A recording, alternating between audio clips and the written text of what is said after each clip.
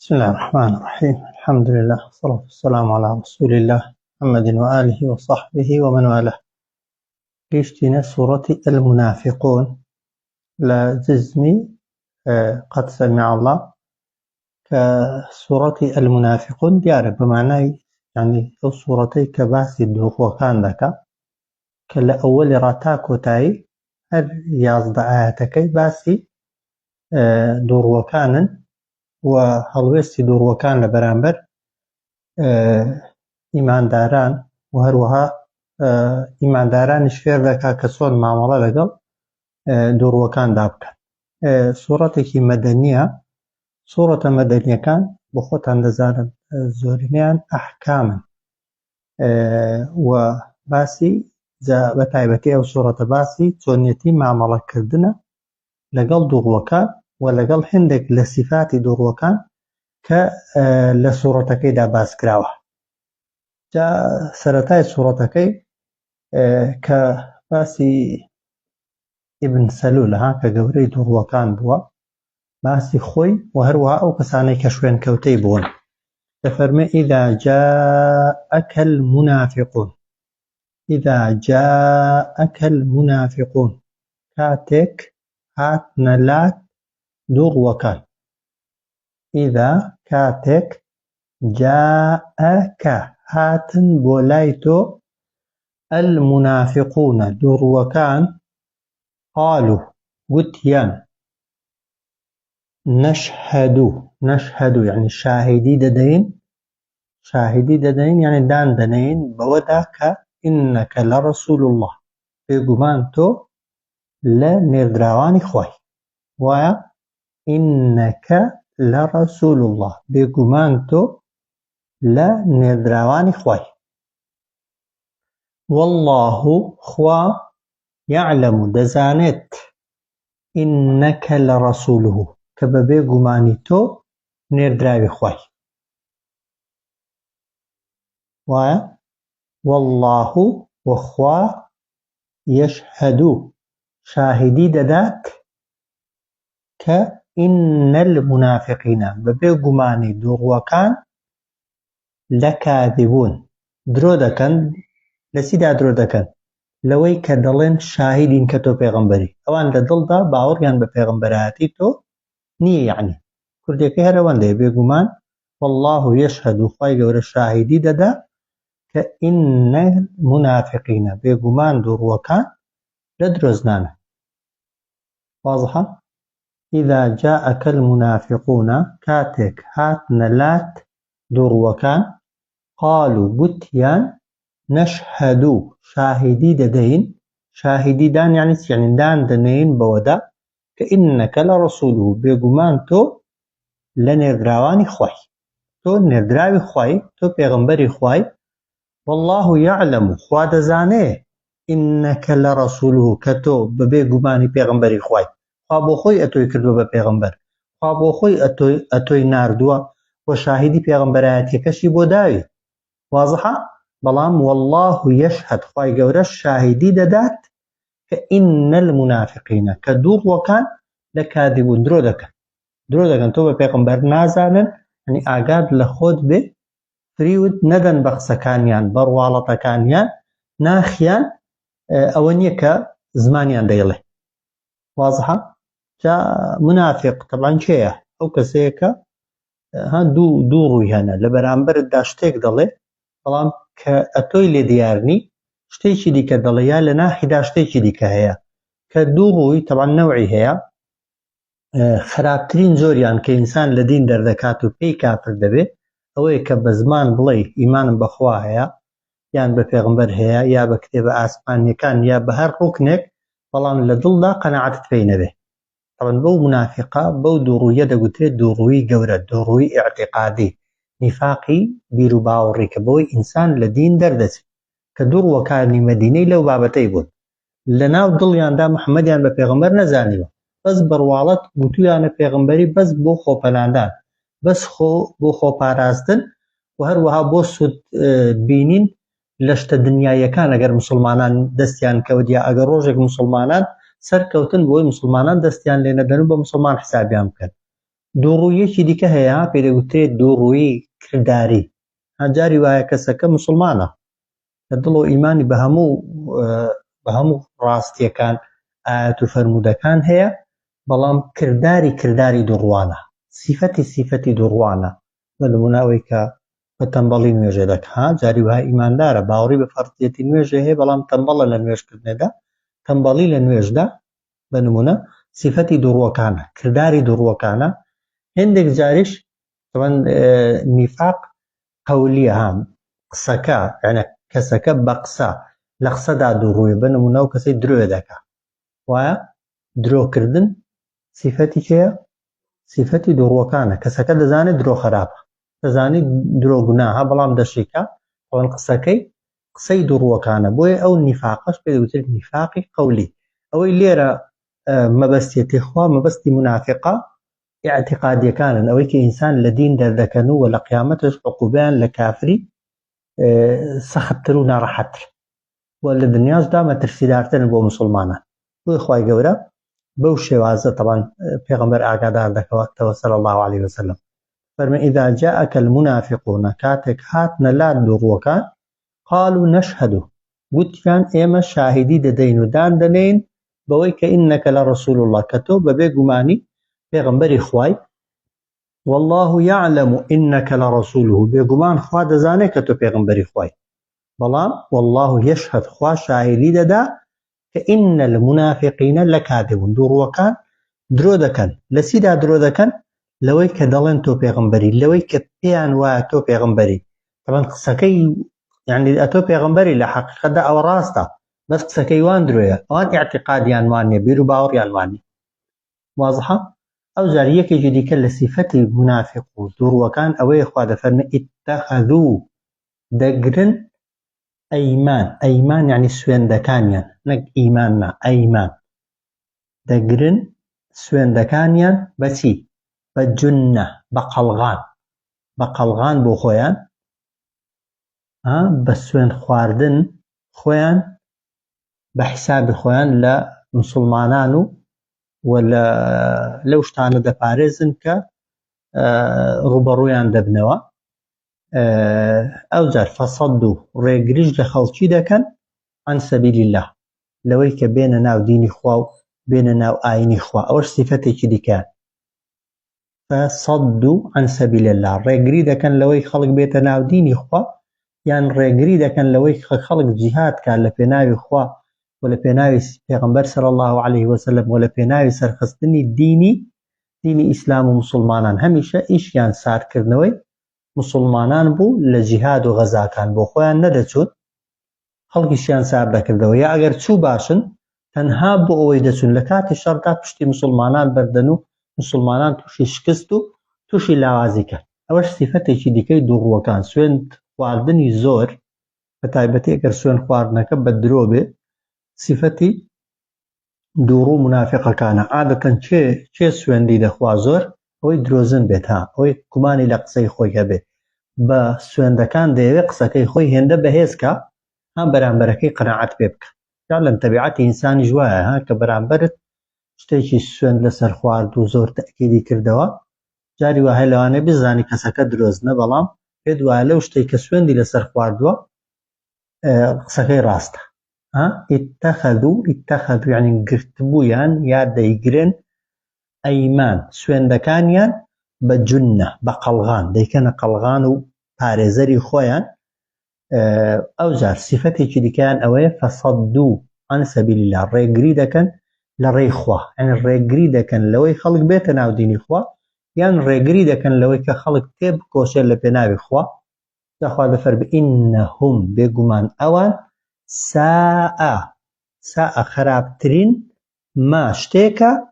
کە کانوا یعملون، کە ئەوان ئەنجامیان دەدا و ئەنجامی دەدەن. واضحە؟ خراپترین شتێک کە ئەوان دەیان کرد چی بوو؟ ئەوە بوو سوێندی بە درۆیان دەکرد لە پارێزەری خۆیان،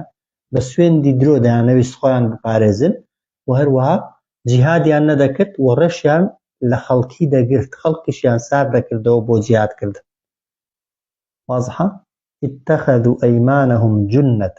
دەیانگرتن سوێندەکانیان یعنی سوێندەکانیان دەکردە جنە قەڵغان و پارێزەر بۆ خۆیان فەصەدوو عن سەبیل الله ڕێگریشیان دەکرد لە ڕێی خوا خەڵکیشیان لا دەدا لە ڕێی خوا یان لەوە کە جیهاد بکات لە پێناوی خوادا ئینەهم بێگومان ئەوان ساء خراپترین ما شتێک بوو کە کان و یعملون کە ئەوان دەیان کرد و ئەنجامیان دەدا وازحە کەواتە سوێند خواردن تۆن بەتایبەتی ئەگە بە درۆ بێ یەکێکە لە کەبائیر و گوناها گەورەکان ها سوێند بەڕاستی شەرچاکنی ها ئینسان نەیخوا باش ئەگە بە درۆ بێ دەبێتە قەولی زۆر قسەی شاعری بە درۆ و سوێندی بە درۆ یەکێکە لە حەوت گوناها بە هیلاکدەرەکان کە تەمان کەفارەتیشی نییە کە دەڵێن لەبەرچی کەفارەتی نییە لەبەرەوەی زۆر گەورەترە سزاکەی لەوەی کە ئینسان بە خواردندان بەدە کەس و بە ڕۆژبوونی سێ ڕۆژ خاوێن ببێتەوە ئیلا بە چوونە ئاگر و بە سووتان لە ناو جەهەنەمێدا تەوان کەسەکە دەبێ خاوێن بێتەوە ئەوەی کە سوێندی بە درۆ دەخۆ ئینەهم ساء ما كانوا يعملون بێگومان ئەوان خراپترین کارێک بوو دەیان کرد بۆچی بوون بە منافق خوا دەفەرمێت ذالکە ئەو کارەیان ئەو سوێند خواردنەیان بئەنەهم لەبەر ئەوەی بوو ئەوان ئامنوا سەرەتا باوەڕیان هێنابوو ثم كفروا پاشان بێ باوەڕ بووبوونەوە ئەو کەسێک کە هەر لە ئەسڵتا کافرە ئیمانی نەهێناوە حقیقەتی نەدۆزیوەتەوە حکومەکەی ئەهوەنترە هەر تامی ئیمانی نەچێشتووە لە حقیقەتەکان تێ نەگەیشتووە لەوانەیە نەوعێک عوزری هەبێ وایە بەس ئەوەی هاتووە بۆتە ئیماندار تێگەیشتووە حاڵی بووە بەڵام لەبەرەوەی تااقەتی پابەندبوون و ئیلتیزامبوونی نییە بە دین دەچێ هەڵدەگەڕێتەوە واز لە دین دێنێ ئەو عقوبەکەی زۆر سەختترە چونکە لەبەر ئەوەی نییە کە بە دوای دین ناکەوێت کە دین ڕاست نییە لەبەرەوەی بە دوای دین ناکەوێت تااقەتی نییە یان ئەوە تا دنیای بەلاوە گرنگترە و احتیمامی زیاتر پێدەدا لە قیامەت ذالکە ئەو سوێند خواردنەیان بئەنەهم لەبەر ئەوەیە ئەوان ئامن و ئیمانیان هێنابوو ثم كفروا پاشان بێ باوەڕ بوون خواچی لێکردن فطبع على قلوبهم مۆرینا بەسەر دڵیاندا فطبعها مۆرینا مۆری بێ باوەڕی هێناخوا على قلوبهم بەسەر دڵیاندا بۆیە چی لێکردن فهم لا يفقهون ئەوان لە هیچ شتێک تێناگەن و لە هیچ شتێک حاڵی نابن بەو معنایە کە ناتوانن خێر و شەڕ چاکە و خراپە حەڵاڵ و حەرام ئیمان و کوفر دنیا و قیامەت لە یەکتر جیا بکەنەوە واضحە ذالکە ئەوە لەبەر ئەوەیە بئەنەهم بەبێ گومانی ئەوان ئامن و باوەڕیان هێنابوو ثم كفروا پاشان بێ باوەڕ بووبوونەوە ئەو جار کە بێ باوەڕ بوونەوە ئەو جار فطبع على قلوبهم خوای گەورە مۆرینا لەسەر دڵیان ئەو جار فهم لا يفقهون وایان لێهات لە هیچ تێنەگەن وازحە گە دیقەتی ئاەتەکەی دەینێ ئەوە نییە خوای گەورە لە سەرەتادا مۆری خستبنە سەر دڵی بۆی ئیمانیان نەهێنابێ وایە ئەوان ئیمانیان هێناوە دوای ئەوەی کە کافر بوون بەهۆی کافریەتی و نیفاق و دووڕوویەکەی خۆیان ختمەکە مۆرەکە دروست بۆتەوە چونکە ئەو مۆری دەکەوێت سەر دڵی ئینسانی چ شتێکە تەوەن تاوانەکانی خۆتن گوناهەکانی خۆتن گوناهێک دەکەی تۆبەی ناکەی دەیکەی بە دوو تۆبەی ناکەی دەیکەی بە سێ تۆبەی ناکەی وردە وردە پەڵەی ڕەش لەسەر دڵ دروست دەبن دواتر پەڵەکان هەموویان یەکتر دەگرن و دەبنەچی بە تەواوی دڵتدا دەپۆشن و دەبنە مۆر لەسەر دڵی ئینسانەکەی بۆیە هیچ کەس نییە خوای گەورە کە دروستی کردووە لە ئەزەلدا بە کافری دروستی کردوێ یان کە دروستی کردو هەر لە ئەوەلی ڕاممۆرەکە لەسەر لەسەر دڵی دانرابێت و بۆیە بیانۆ بگری بۆی بڵێ خوا نەیویستوە هیدایەت وەرگرم یا چ بکەم خوا مۆری لەسەر دڵم داوە ناتوانم تێ بکەم ئەوانە مۆرەکە لەسەر دڵیان نەبووە واضحە بۆ خۆیان بەهۆی کافریەتی خۆیان مۆرەکەیان هێناوەتە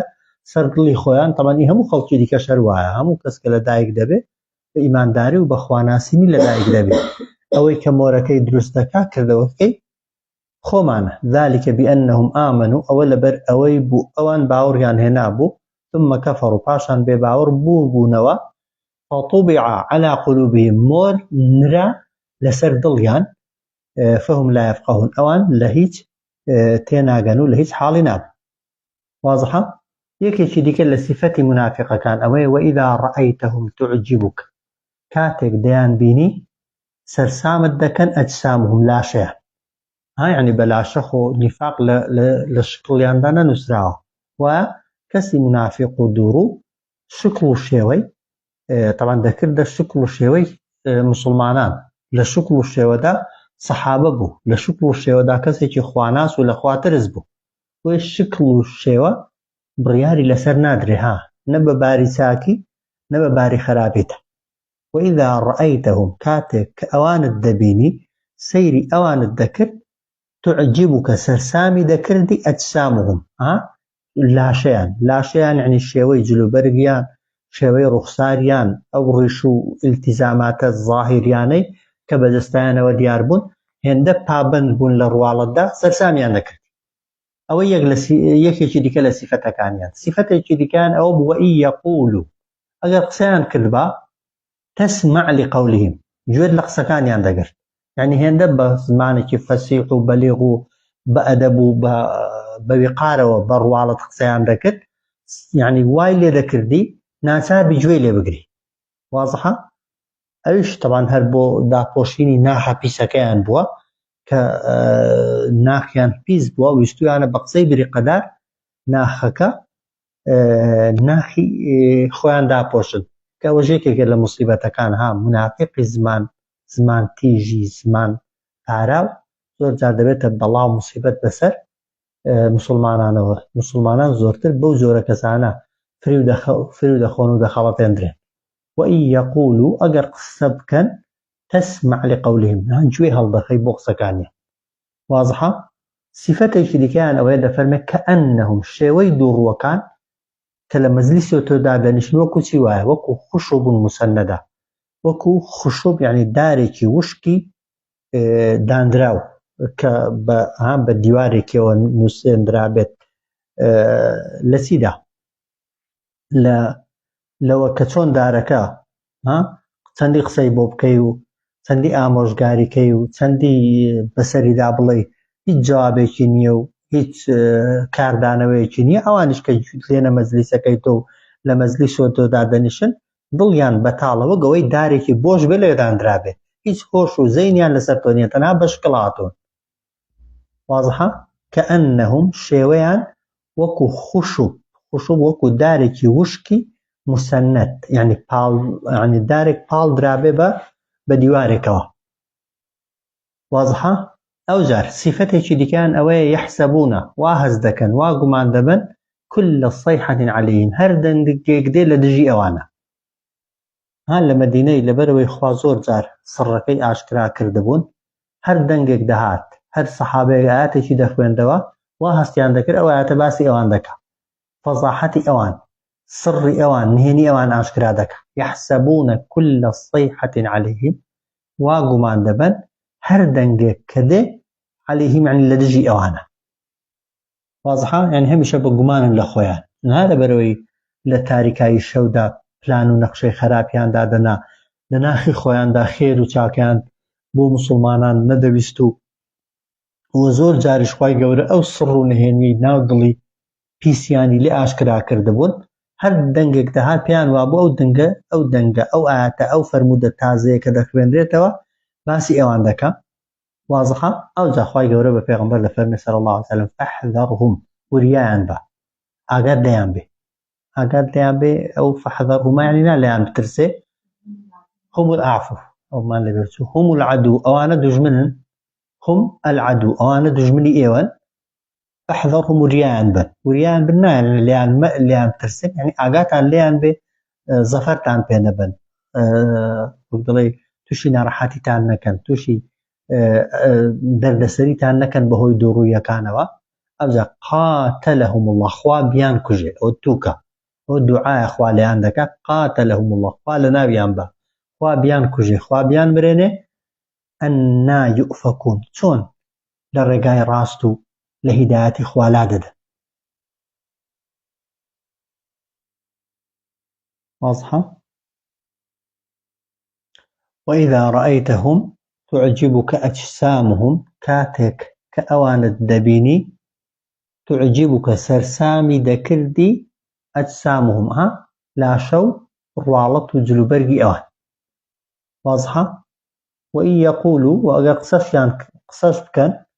تسمع لقولهم يعني جويل قصة كان يندقري كأنهم بلام الشيوي أوان خشب مسندة وك دارێک وایە کە بە دیوار هەڵدرابێت و لەوێ دانرابێ وەگەوەی چۆن دارەکە لە هیچ تێناگا و لە هیچ حاڵی نابێ و هیچ کاردانەوەیەکی نابێ ئەوانیش کە لە مەجلیسی تۆدا دەنیشتن یعنی هیچ هۆش و زەینیان لەوێ نییە. یەحسەبوون اینجا وا دەزانن دووڕوەکان كل الصيحة هەموو هاوارێک هەموو دەنگێک کە دێ عەلەیهم لە دژی ئەوانە هم العدو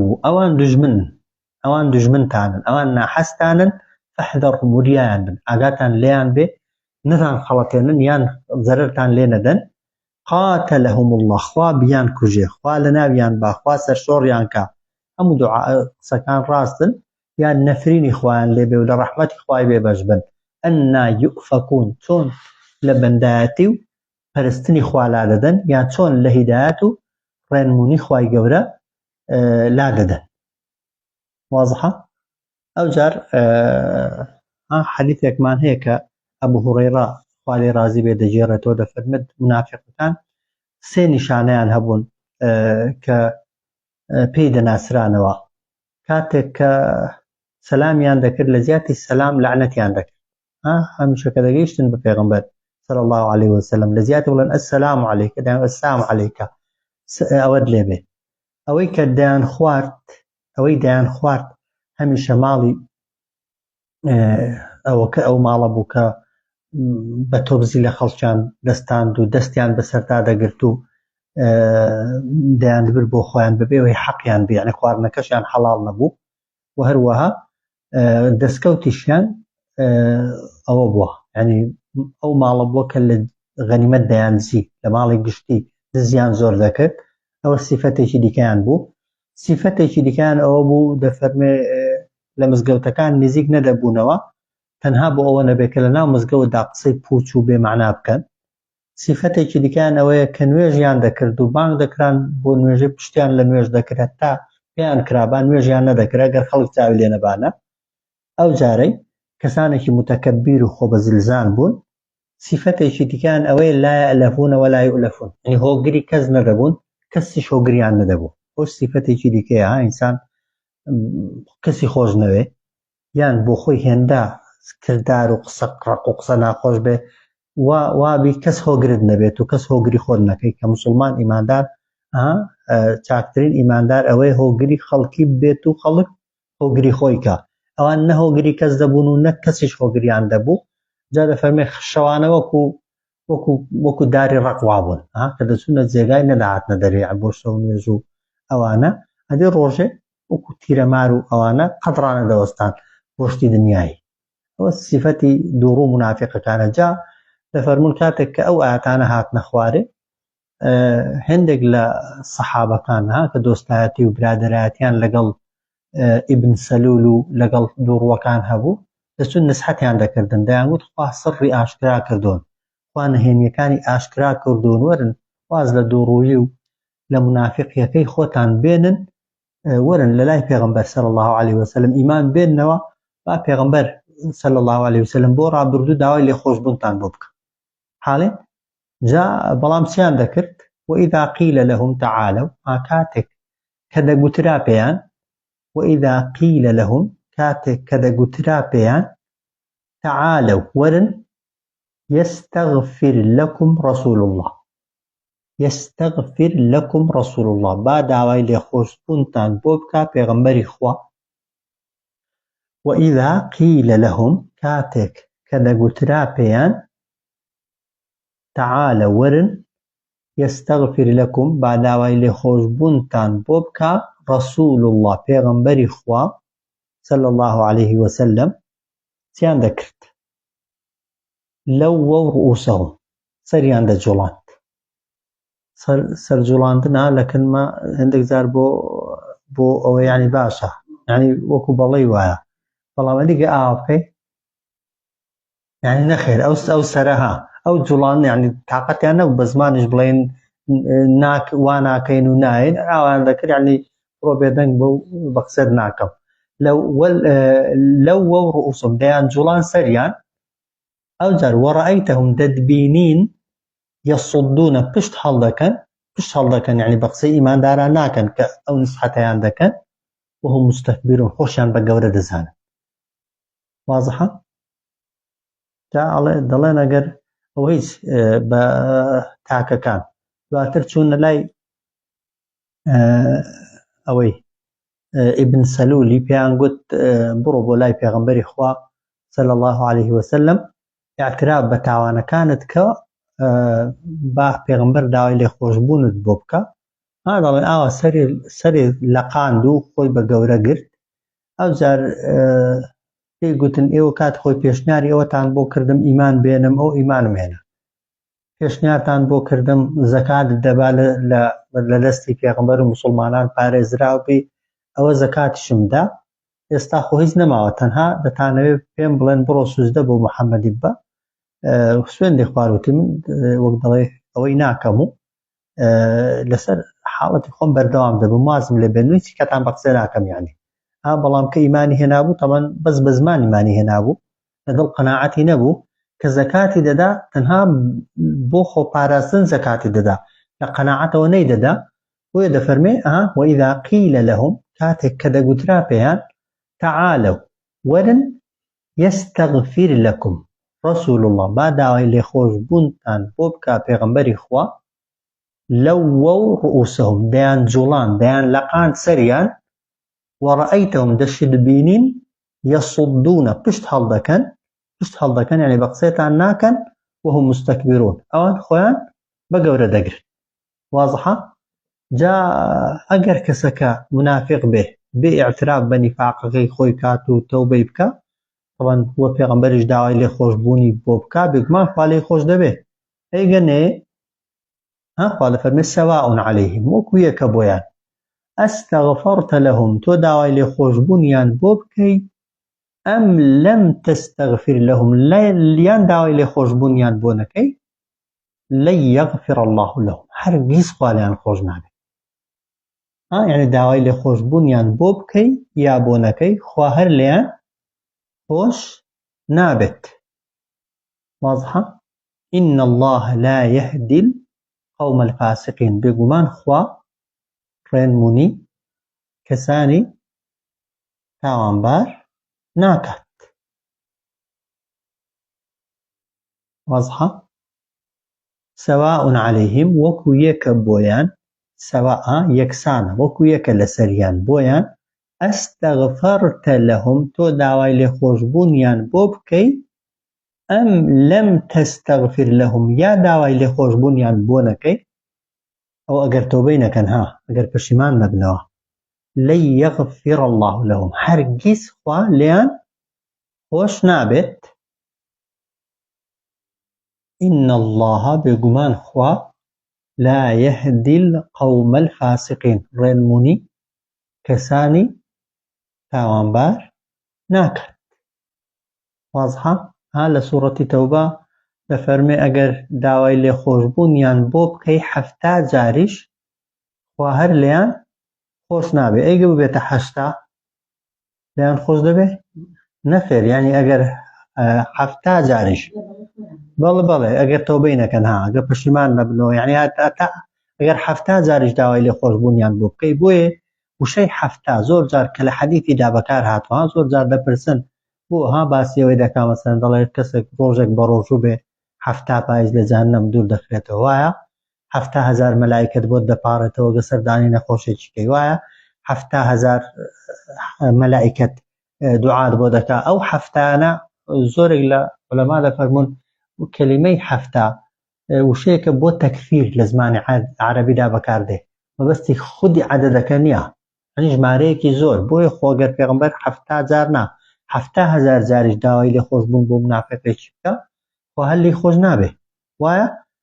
بۆ منافق و بۆ کافری تەوان ئەگەر کەسەکە بە کافری بمرێت و بە نیفاقەوە بمرێت بۆیە کە ئەو ئایەتە و ئایەتی سوورەتی تەوبەش کە باسی دەکا خوای گەورە بە پێغەمبەری فەرموو لا تقم على قبره ولا تصلي على أحد هذا فەرمێ لەسەر قەبرەکان ڕامۆستا نوێژیان لەسەر مەکە دوای ئەو ئاەتانە پێغەمبەر صلی الله عليه وسلم نەدەچوو نوێژی لەسەر نەدەکردن خەڵک کەی دەیزانی منافقن ئەم پێغەمبەر ئاشکرای نەدەکردن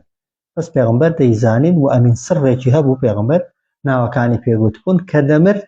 پێغەمبەر بۆ خۆی نەدەچوو کەسێکی دیکەی دەنارد ئەو جار خەڵک دەیزانی کە فڵانە کەس منافقە بۆیە ناسێ دەنا پێغەمبەر صلی الله عليه وسلم ها تەنانەت ئافرەتێکە بۆ دەڵێن خزمەتی مزگەوتی کردووە پێغەمبەر صلی الله عليه وسلم لە سەفەرێکی بووە کە مردووە کە هاتۆتە هەواڵی پرسیوە گوتویانە وەفاتی کردووە هاتۆتە سەر قەبرەکەی لەوێ نوێژی لەسەر کردو و دوعای بۆ کردووە چونکە دوعای پێغەمبەری صلی الله عليه وسلم شەفاعەتە بۆ کەسەکە نوێژی پێغەمبەری صلی الله عليه وسلم بۆ کەسەکە شاهیدیە لەسەر ئیمانەکەی و لەسەر دینەکەی بۆیە ئەگەر 7,000 جاریش دوعایان بۆ بکە طبعا خوا هەر لەیان خۆش نابێ بۆیە سواء عليهم وەکو یەکە بۆیان ئەستەغفەرتە لەهم ئەم لەم تەستەغفر لەهم داوای لێ خۆشبوونیان بۆ بکەی یا بۆ نەکەی طبعا ئەگەر تەوبەی نەکەن ها لن يغفر الله لهم هەرگیز خوا لەیان خۆش نابێ إن الله لا يهدي القوم الفاسقين بێگومان خوای گەورە ڕێنمونی کەسانی تاوانبار ناکات واضحە بۆ ئەوجا دەفەرمێ هم ئەوان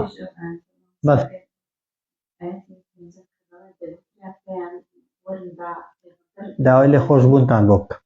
ئەگەر ئەو کاتی هاتبان اعترافیان بەت چۆن کە منافقن یحدی بینیویانە عەبدوڵای کوڕی سەلول و زەقەکان بەڵێ بەپێی کردەوەکانیان شتیان لێ دیون جا سادە ناوی نەهێناون بەڵێ ابن سەلولەکە هەموو کەس دەیزانی طبعا گەورەکەیان هێندێکی لێ بوون هەموو کەس زانیویەتی هێندێک نیفاقەکەیان کەشف بووە نیفاقەکەیان دیار بووە جا ئاەتەکەی دیکە دەیگەینێ کە لە مەشهەدێکیدا ئەو سوورەتە هاتووتە خوارێ کە ابن سەلول و پشتیوانەکانی خۆیان کەشف کردووە ئەوانەی خۆیان کەشف کردووە و زانراوە بەوان گوتراوە وازەحە مەرزنی یەکیەک بەڵام هێندێکیان ڕەسی منافقەکان بوون سەری دووڕووەکان بوو هەموو کەس دەیزانی ابن سەلول بە تایبەتی سەرۆکەکان هەموو کەس دەیزانی ئەوەی لەگەڵی بوون نزیکەکانی هەموو کەس دەیزانی ئەوانە منافقن جا چوون ئەوانەی بە ئاشکرا زانویانە نەک یەک بەیەک گەڕابن بە هەمووانیان گوت واضحە هم الذين جاء هذا فهم أوان أو كسانا هم أوان دوروكان الذين كسانكن يقولون دلنتي لا تنفقوا مبخش المال على من عند رسول الله على يعني بلسر بو كساني كلكن بيغمبر إخوان هم الذين هم يعني أوان الذين كسانكن يقولون دلن لا تنفقوا مبخش على من لسر أو كساني بو كساني كعند رسول الله كلكن بيغمبر إخوان وش بيان مبخشن حتى ينفضوا هتا أو كاتي بلاوي لدكنوا بيغمبر بزيديلن واضحة والله مخالف فرمسي أقصي ولله إخوايا خزائن السماوات والأرض جنجي نكاني آسمان وزوي بخششكاني آسمان وزوي إخوان کەسی هەژار و فەقیر ئەگەر تۆش یارمەتی نەدەی کەسی ئیماندار و خواناس کە تۆش یارمەتی نەدەی خوای گەورە لە شوێنێکی دیکە دەروی لێ دەکاتەوە کە کەسێک فەقیر دەبێت و وەک دەڵێ پێداویستیەکەی دێتە لای تۆ خوای گەورە ناردوویەتی بۆ لای تۆ تا بەو ماڵی خۆت قیامەتی خۆت بکڕی دەناخوا ئیشی بە ماڵی تۆ نییە خوای گەورە لە زیاتیەوەی بینێرێتە لای تۆ دەتوانێت بینێرێتە لای کەسێکی دیکە یا بە زۆرێکی دیکە پێی بدا پێویستی بە کەس نەبێت وایە بۆیە دەوڵەمەندی و ماڵ و سامان هەبوون ئیمتیحان و تاقیکردنەوەیە فەقیریش بە هەمان شێوە کاتێک فەقیرێک محتاجی تۆ دەبێت و تۆ یارمەتی دەدەی ئەوە دەرگایەکە لە دەرگاکانی چوونە بەهەشتت دەرگایەکە لە دەرگاکانی خوا لە خۆڕازیکردن و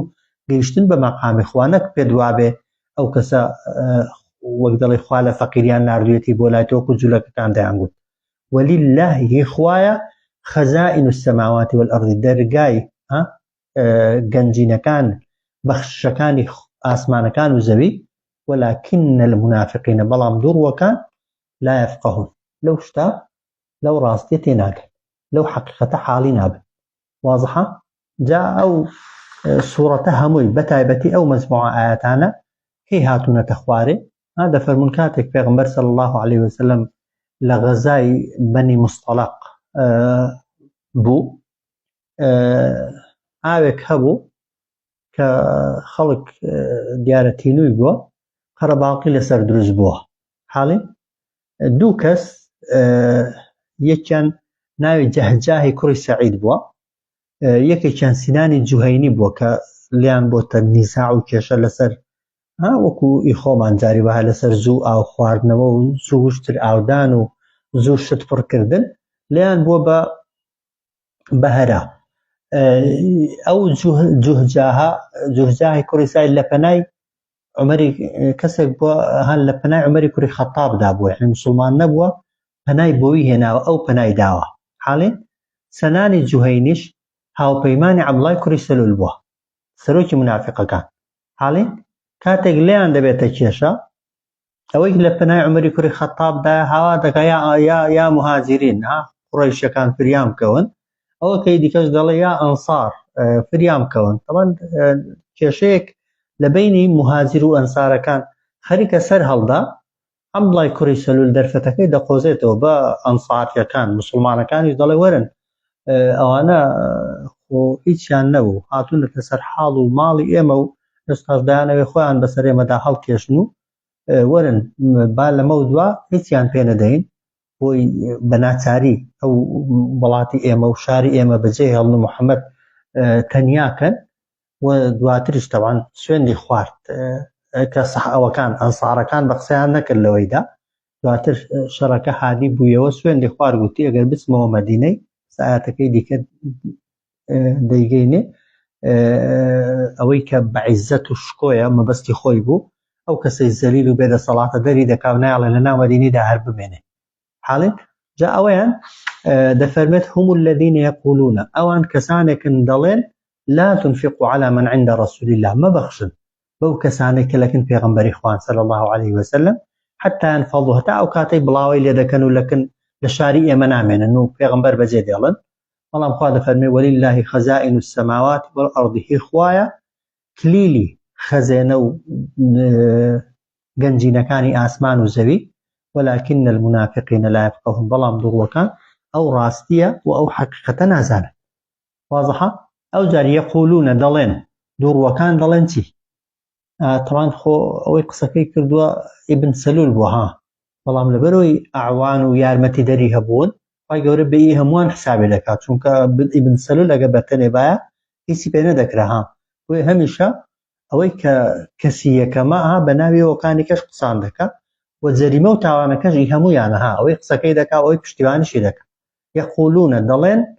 لئن رجعنا ئەگەر بگەڕێینەوە إلى المدينة بۆ ناو مدينة مدينة يعني شاری مدينة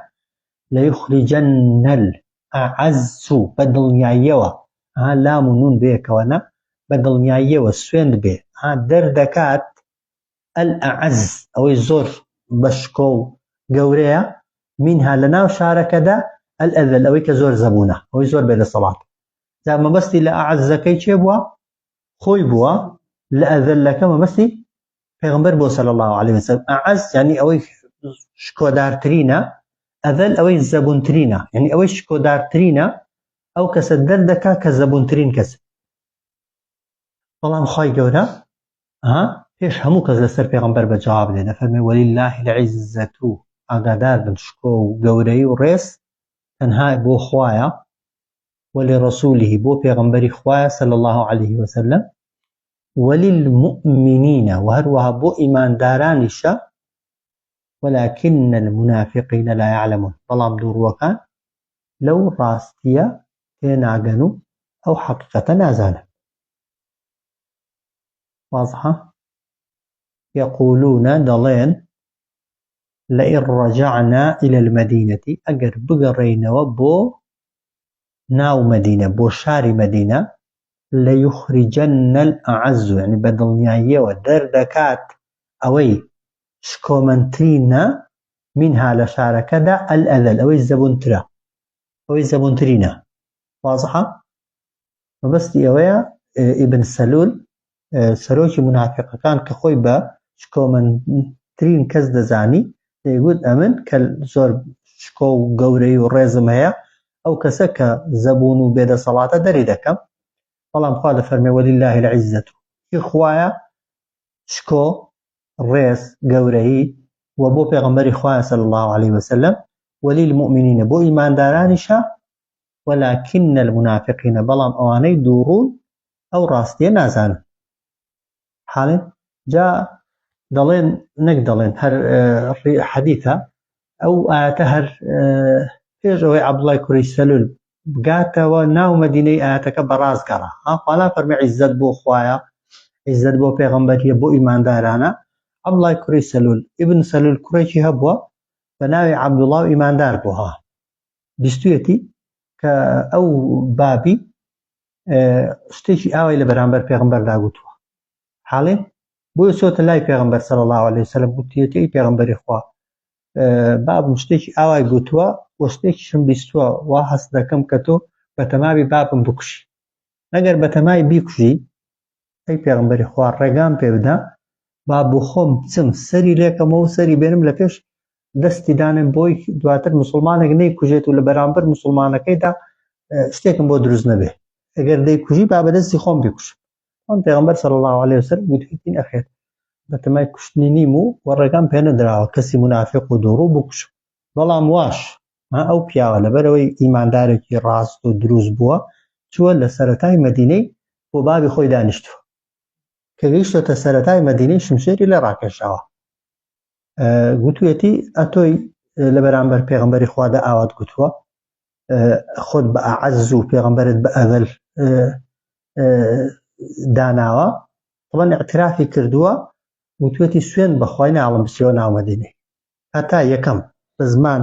بە زمانی خۆت نەڵێی ئەمن ئەذەلم و پێغەمبەر ئەعەزە بە زمانی خۆت ئیعتراف نەکەی کە پێغەمبەری خوا ئەعەزترین بەشەرە و تۆ ئەزەلترین زەبوونترین کەسی ئەوە یەک و هەروەها دەبێت پێغەمبەری خوش بێ داوای مۆڵەتت بۆ بکات داوای ئیجازەت بۆ بکات دەناوم لێرە بچێژووری فعلاً بە زمانی خۆی لە پێشچاوی هەموو ئەوانەی کە پێشتر هەڕەشەی کردوونە گوتوویەتی ئەعەزەکە ئەذەلەکەی دەردەکا گوتوویەتی ئەمن ئەذەلم و پێغەمبەر ئەعەزە هەر لێ خوا زەبوونی کرد و پێغەمبەر صلی الله عليه وسلم تەکلیفی بۆ لە کوڕەکەی کردوتی لێی گەڕێ وازی لێبێنە ئەو جار هێشتی بێتەوە ناو مەدینەی ئاەتەکە هەر لەوێ خوای گەورە بەڕاستی ژێڕا و کوڕەکەی بوو بە جوندیەک لە جوندیەکانی خوای گەورە کە وەک دەڵێ قسەی خوای بۆ هەموو خەڵکی بە حەقیقەت و بە واقع پیشاندا وازەها ئەو جار خوای گەورە دەفەرمێت یا ئەیها الذین ئامنوا ئەی ئەوانەی کە ئیمانتان هێناوە لا تلهیکم با سەرقاڵتان نەکات ئەموالکم سەروەت و سامانتان ولا ئەولادکم و هەروەها منداڵەکانیشتان لە چی عن ذکر الله لە یادی خوا یادی خوا تەمان یادی خوا زۆر شتە یادی خوا دەکرێت سبحان الله و لا إله إلا الله و تەسبیحات و ئەوانە بێ وایە نوێژ یادی خوایە زەکات یادی خوایە حەج یادی خوایە وایە و هەروەها حەڵال خواردن و حەرام خواردن ذیکری خوایە لە کاتی معاملەدا لە ترسی خوای لەبیرت بێ غەش نەکەی و فێڵ نەکەی یادی خوایە وایە لە کاتی قسەکردندا درۆ نەکەی یادی خوایە لە مەجلیسدا باسی خەڵکی نەکەی لە ترسی خوای یادی خوایە وایە کەست لەکردنیە خۆت دەپارێزی لە حرامێک لە گوناهێک یادی خوایە بۆیە یادی خوایە لا إله إلا الله و سبحان الله و ئەوەن تەسبیح بەدەستەوە گرتن نین یادی خوا یعنی خوا لەبیر بوون لەبەر خوا ئەمرەکان جێبەجێ دەکەی و نەهیەکان ناکەی جا ئاگادار بن چونکە زۆرینەی خەڵکی کە خوای لەبیر دەچێتەوە یا ماڵە یا منداڵە و بەڵێ لەو پۆستش هەر بۆ ماڵی هەر بۆ دنیایەتەوان بێگومان ئەی ئەوانەی کە ئیمانتان هێنا با سەرقاڵ و مەزبوطتان نەکە ماڵتان و هەروەها منداڵەکانتان لە یادی خوا ئەدی ومەن یەفعل ذلک هەر کەسێک ئەو کارە بکە لەبەر ماڵ خوای لەبیر بچێتەوە لەبەر منداڵ و وەک دەڵێ خزمەتی منداڵ یادی خوای لەبیر بچێتەوە و لەبەر خاتی ئێوان حرامی بکا و حرامی بخوات و پەنا بۆ حرامی ببە فأولئک خوا دەفەرمێ ئەوانە هم الخاسرون بەبێ گومانی لە زەرەر مندان واضحة يا أيها الذين آمنوا أي أوانك إيمانتان هناوة كباورتان هناوة لا تلهكم با سەرقاڵتان نەکات ئەموالكم ولا ئەولادكم ماڵتان و منداڵتان لە یادی خوا ومن يفعل ذلك هەر کەسێک ئەو کارە بکە یعنی بە منداڵ و ماڵ سەرقاڵ بێ و خوای لە بیرچێتەوە لەبەر وان بێ ئەمری خوای کات و سنووری خوا بپەڕێنێت و بشکێنێ فأولئك هم الخاسرون ئەوانە بەبێ گومانی لە زەرەرمەندان ئەو بۆ ئیماندارانە بۆ منافقان نییە پاشان هەر بە ئیمانداران دەفەرمێتی وأنفقوا ببەخش مما ڕەزەقناکم بەشێک لەو سامان و ماڵی کە پێمان داون وایە مینە بۆ تەبعیض یعنی بەشێک لەوەی کە پێمان داوی لە بەخشینی واجبیش لە زەکاتیشدا وایە زۆرەکە بۆ خۆتە یا کەمەکە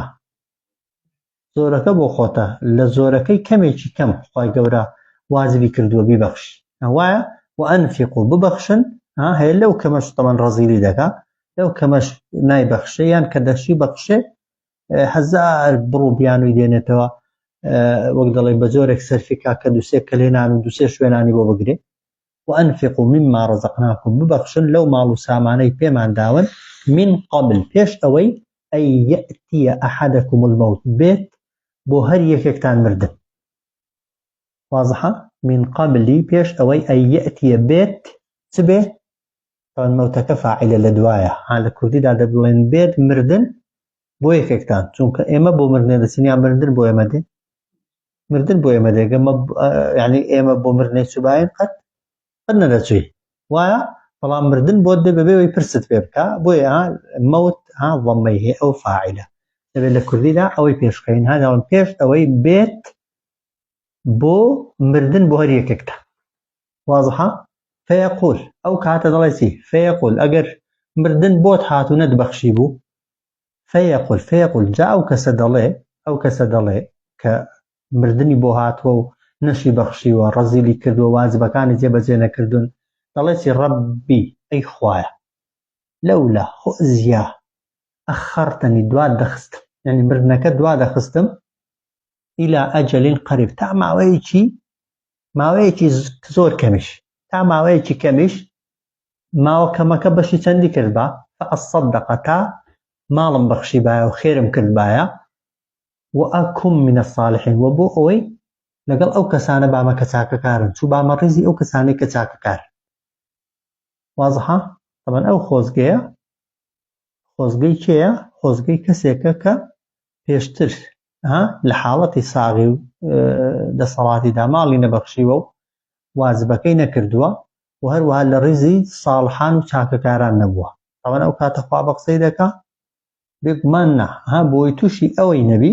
خوای گەورە بە ئیماندارانی فەرمووە وأنفقوا ببەخش ماڵت سەرفکە لە چی مما ڕەزەقناکم بەشێک لەوەی ئێمە پێمان داوی خۆشت نییە طبعا کەسی خۆی نییە بەشێک لەوەی پێمان داوی من قبلی پێش ئەوەی ئەن یەئتیە بێت بۆ چێ بۆ ئەحەدەکم بۆ هەر یەکێکتان ئەلمەوت و مردن فيقول جا کەسەکە بڵێ ڕەبی ئەی خوایە لەولا خۆزیە ئەخەرتەنی دوات دەخستم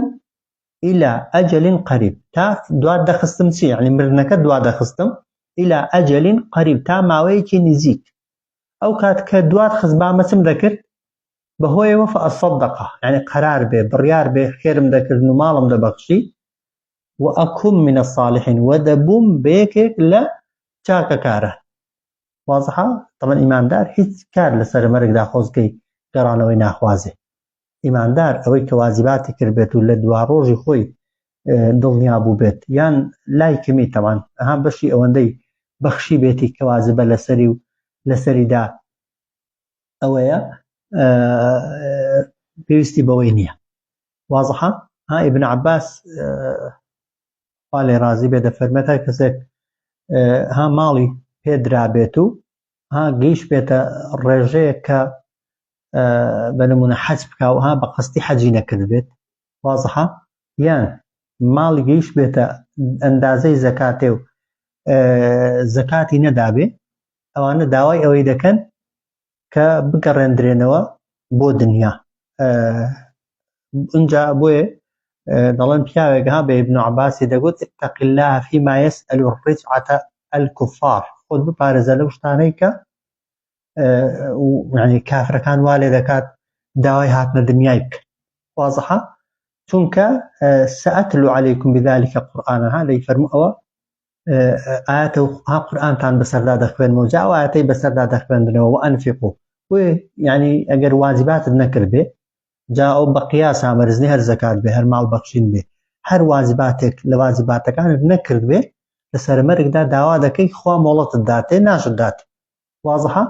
ئەو جا دەفەرمێ وەلەن یوئەخر الله ها دەفەرمێ هەرگیز دوا ناکا خوا نەفسەن هیچ کەسێک یعنی مردنی هیچ کەسێک ئیذا جاء ئەجەلوها ئەگەر کاتی دیاریکراوی هات وەلەن یوئەخر هەرگیز دوا ناخات خوا چ دوا ناخا نەفسەن هیچ کەسێک یعنی مردنی هیچ کەسێک ئیذا جاء ئەجەلوها ئەگەر هات ئەو ماوەی کە بۆی دیاریکراوە والله خبير بما تعملون خوا زۆر شارەزا و ئاگادارە بە هەر چیەک کە ئێوە ئەنجامی دەدەن چونکە هەموو چۆن ئێمە ئاەتەکەی دەخوێنینەوە هەموو ئەو کەسانەشی کە ماڵیان نەبەخشیوە و زەکاتیان نەداوە و واجباتیان نەکرد و خۆ ڕاستی دەزانن و دەشزانی کە مردن لە ناکاو دێ و دەشزانی کە مردن هات مۆڵەتت پێ نادرێ و هەر سین و سەوفا کەلیمەیەکن شەیتان بەکاریان دێنێ بۆ خەڵەتاندن ئەو ڕۆنا بەیانی ئەو ساڵنا ساڵێکی دیکە ئەو مانگەنا مانگێکی دیکە ئەوانە ئەوەی شەیتانێک فێڵی شەیتانێن چونکە شەیتانیش نازانێت تۆ کەی دەمری دەڵێ بەشکم بمرێ و فریانەکەوێ وەلەن یوئەخر الله نەفسەن هەرگیز دوا ناخا خوا مردنی هیچ کەسێک ئیذا جاء ئەجەلوها کاتێک کە هات کاتە دیاریکراوەکەی والله خبير بما تعملون خوا زۆر شارەزایە بە هەر کار و کردەوەیەک کە ئێوە ئەنجامی دەدەن جا ئەو سوورەتی منافقون و سوورەتی جومعەش لەو سوورەتانن کە پێغەمبەر صلی الله عليه وسلم زۆر خوێندوونی زۆرێک لە نوێژەکانی ڕۆژانی جومعە نوێژە بەیانیەکان هیچ زۆرینە سوورەتی سەجدە و قەمەڕ و ئەوانەی خوێندووە بەڵام زۆر جاریش سوورەتی جومعە لە ڕەکعاتی یەکەم و سوورەتی منافقینی لە ڕەکعاتی دووەمدا دووبارە کردوتەوە یعنی یەکێک بۆ لەو سوورەتانەی کە پێغەمبەر صلی الله عليه وسلم لە نوێژدا زۆر تیکراری کردوتەوە